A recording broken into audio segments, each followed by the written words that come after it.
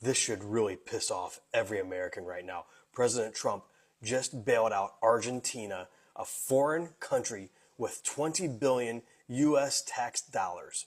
This is insane. This is a massive bailout. We are in the middle of a government shutdown. They've laid off thousands of federal employees. They have people working in the government not getting paid. And he is giving a foreign country $20 billion of our money? He can just unilaterally make that decision now? I don't know. We'll see what happens here with this. But this is unprecedented. And apparently Argentina, the leader there, President Milei, his party lost a major election, and it caused their currency to become totally destabilized. Now, he's been putting in a bunch of policies very similar to what Trump has been doing here. The Trump administration said they needed to do this to stabilize the currency in Argentina and keep this problem from spreading and spilling over into other countries, causing a larger financial global crisis. That's their argument. Do you buy it? I don't know. This looks more like a political favor to a friend of President Trump's rather than something that is in Americans' best interests. So if he can bail out this country, he better get this government open and do it right away. We must demand it. Let me know if you demand it, and the Republicans to get back to work in the House and get our government reopened. We can't be bailing out other countries with billions of dollars while Americans are suffering here at home. This is unacceptable, and we cannot allow it. Comment, like, share, spread the word, follow, subscribe, and I'll see you back here for the 411. We don't want a bailout. We want a market. Bailouts don't work. Bailouts are band-aids. We aren't even made whole off of this. That's money that should be going towards senior citizens. That's money that should be going for the Affordable Care Act. That's money that should just be going to regular tax cuts for normal Americans and not billionaires. Period. Plain and simple. And what he is doing is destroying our markets. And when those markets disappear, we're not going to get them back. So we all know Donald Trump is bailing Argentina out with $20 billion. Now, a reporter has just asked him, how is that America first? Especially, when you think about the fact that we're in the middle of a government shutdown. And listen to how he totally evades the question and then hands it off to Marco Rubio. China in Argentina? Sorry. Go ahead. How is this Argentina rescue package America first? And is this rescue package meant to help President Milei's party in the coming election? No, it's helped. It's really meant to help a good financial philosophy where Argentina can, after 20 years of disaster, because it was very successful at one point, and it can be again, like Venezuela. Venezuela was very, very successful, and now it's a dictatorship.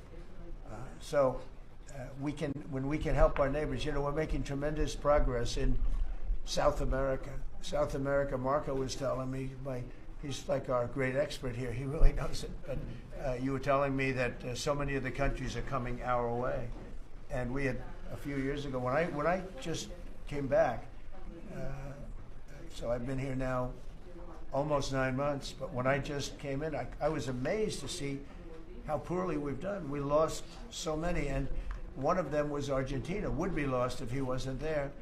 And I think he will be there because the people recognize he's done an amazing job. He took over a real mess. So did I take over a mess. I took over a mess by, the Biden group. And Obama he started it, I'll tell you. Barack Hussein Obama started it.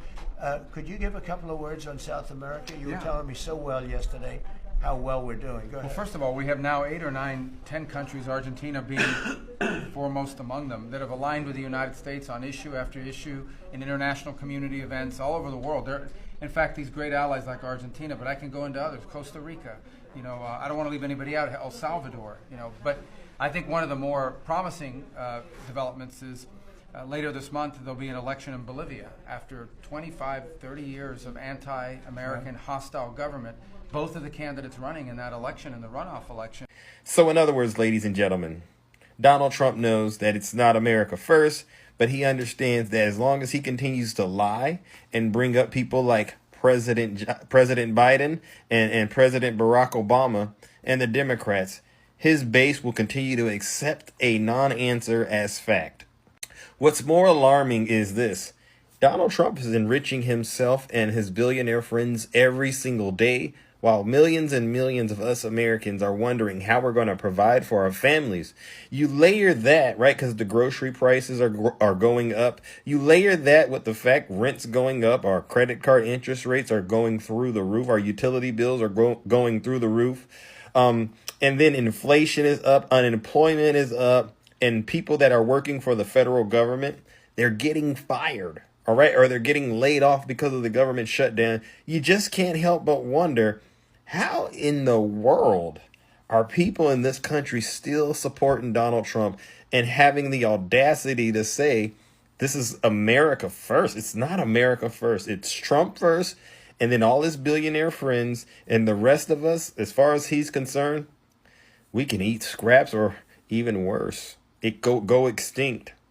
It was just announced the other day that the U.S. has officially bailed out Argentina, and this is actually a bigger deal than it appears on the surface. So if you're unfamiliar, the United States and the Trump administration has officially given Argentina a $20 billion lifeline. So let's talk about this $20 billion lifeline, what it means, why it's happening, and how it's going to have a bigger impact on America than you may think. So we can see that on October 9th, the U.S. Treasury finalized a $20 billion currency swap framework with Argentina and bought pesos in the open market on Thursday, making good on Donald Trump's pledge to prop up the wobbling country and sending the peso and Argentine bonds higher. Now, if you're unaware, Argentina has been facing financial chaos for the past few months, and the IMF was even talking about stepping in to bail them out so that they didn't go insolvent and ultimately broke. Now we can see that the United States has come to the rescue of Argentina by doing a currency swap and ultimately providing a lifeline. But what exactly is a currency swap and how does it work?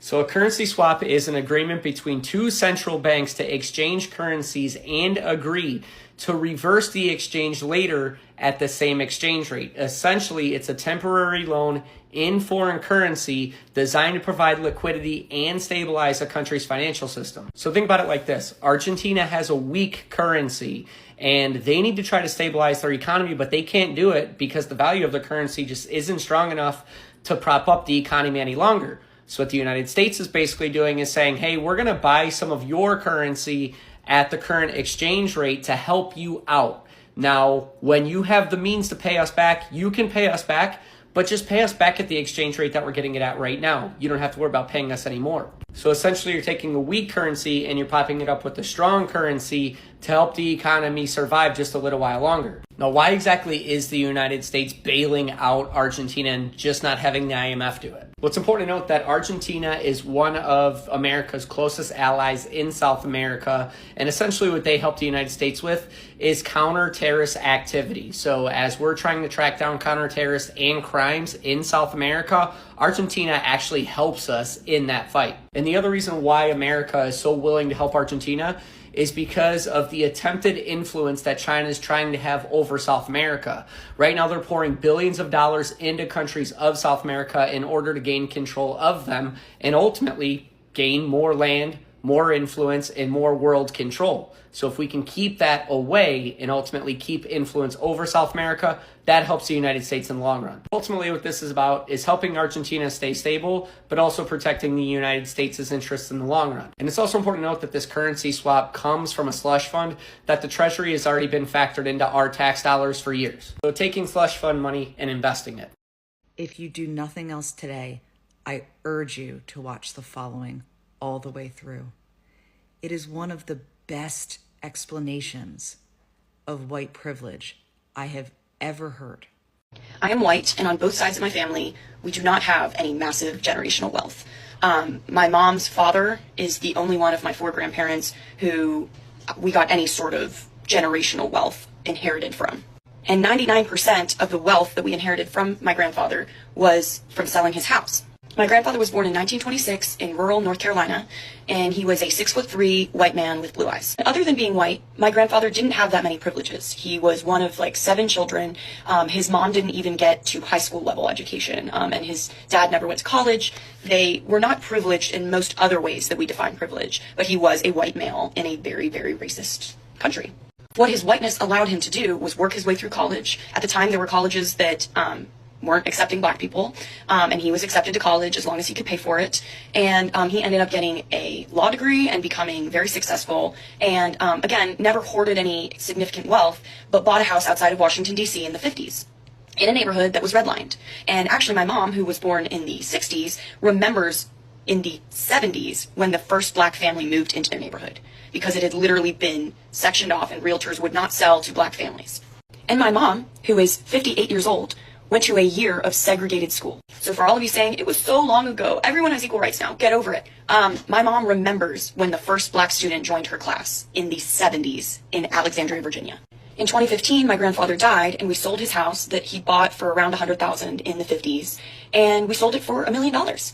That money was divided among his children, and my family was able to get out of a lot of debt, and it completely reset my ability to go to private versus public school, my ability to afford tutors, my ability to become the educated person that I am. And it was all really because I have a white grandfather.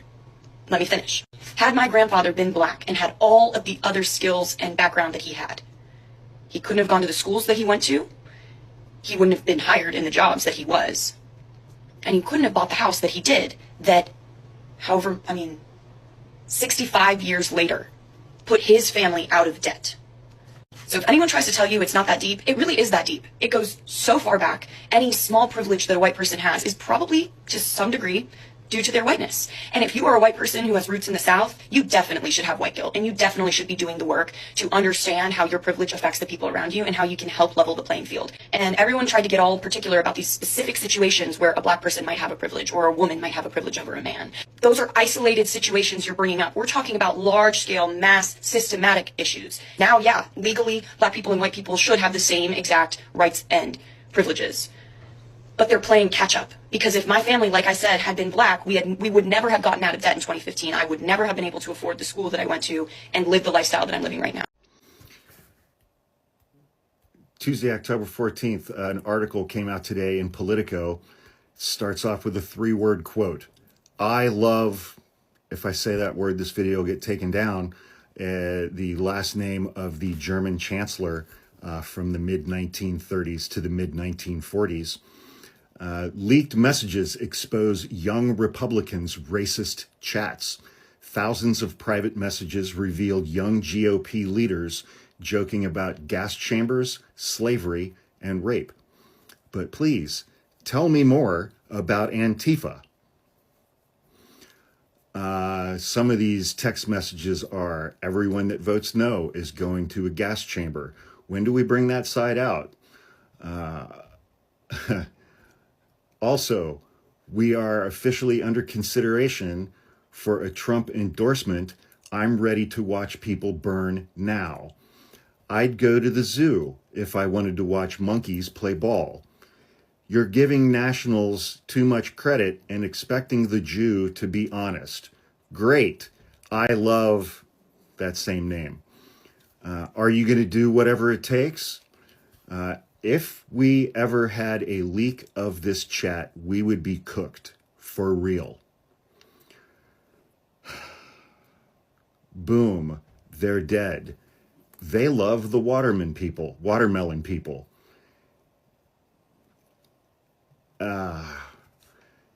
Leaders of young Republican groups throughout the country worried what would happen if their Telegram chat ever got leaked, but they kept typing anyway.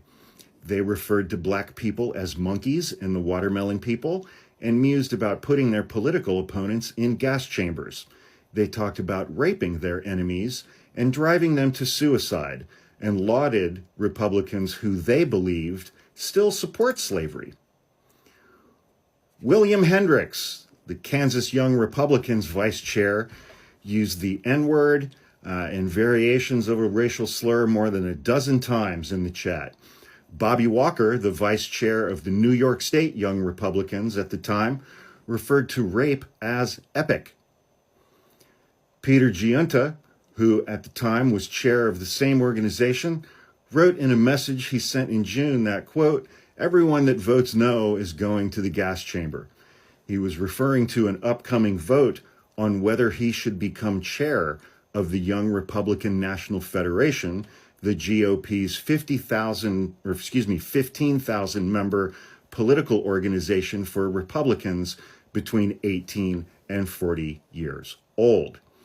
He continued, I'm going to create some of the greatest physiological torture methods known to man. We only want true believers. 2 members of the chat responded, when do we start bullying, dude?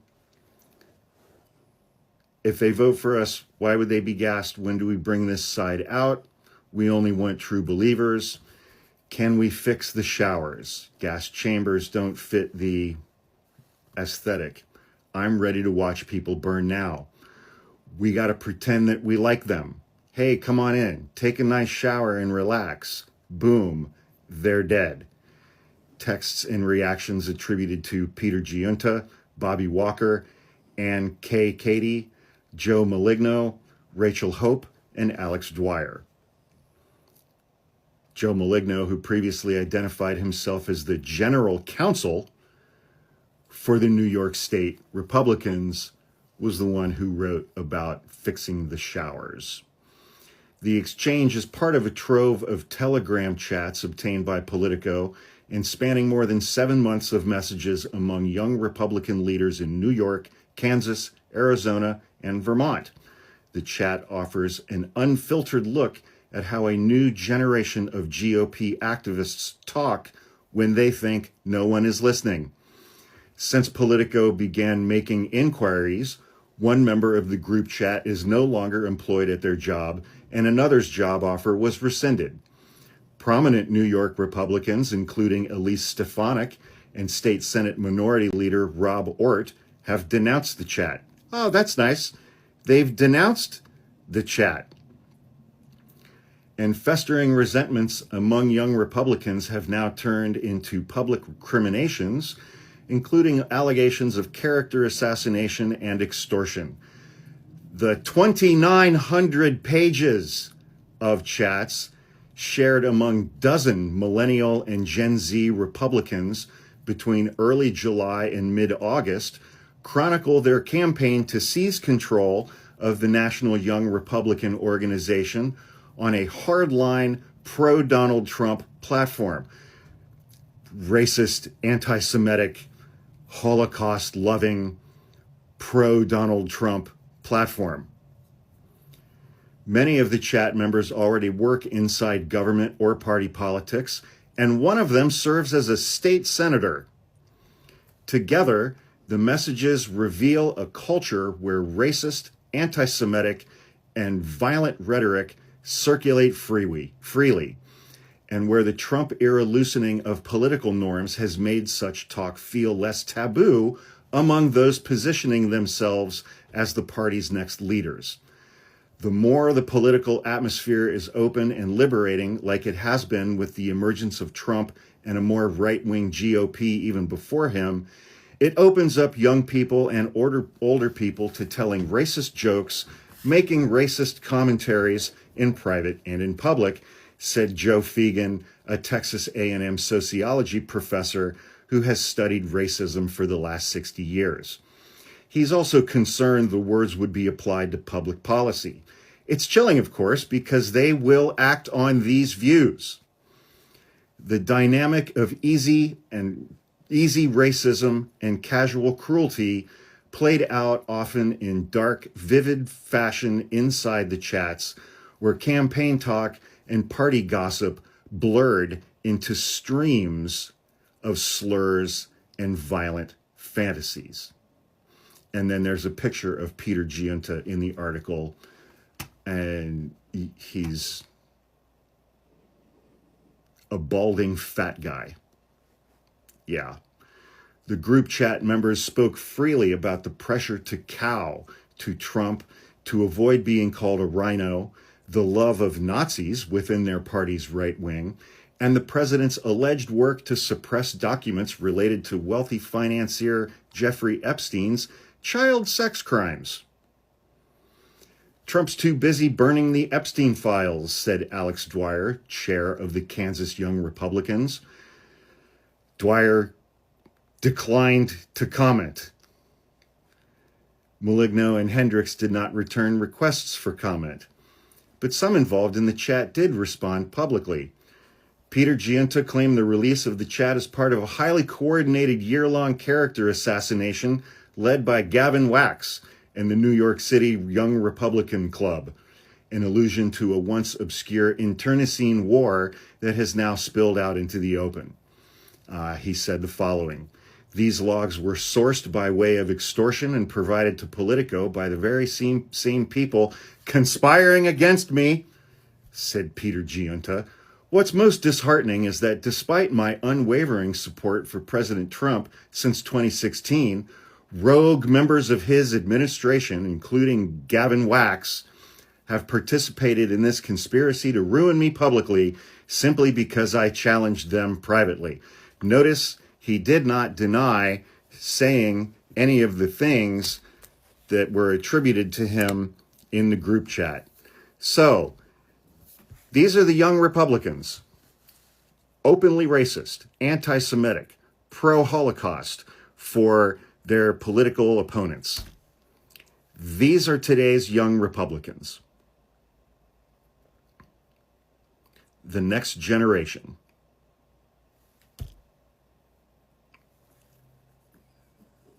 Amazing. I watched Trump's speech for Charlie Kirk's Presidential Medal of Freedom ceremony, so you don't have to, and here's my overview, and I promise you some of the things he says are actually new here. Alright, the craziest thing he said is that receiving the Presidential Medal of Freedom is a better milestone than Charlie Kirk making it to his 32nd birthday. Just saying. Alright, let's get into the meat of it. He somehow mentioned Kamala Harris twice and Biden once. Somehow, while he's doing a thing for Charlie Kirk. But again, whatever, right? So he starts off by bragging about the new Rose Garden, and he says that this is the first event that they're having in the new Rose Garden, and that he was hopeful that it would be done for this event. Trump says today was supposed to be rainy and cloudy, but God didn't want that for Charlie, so apparently God just made it a nice sunny day. And then he said that Charlie Kirk didn't like losing, and he didn't like his enemies that he fought. Later, his wife will say that he prayed for his enemies, so Trump didn't know the man at all. He also doesn't know how to say posthumously, because he says posthumously.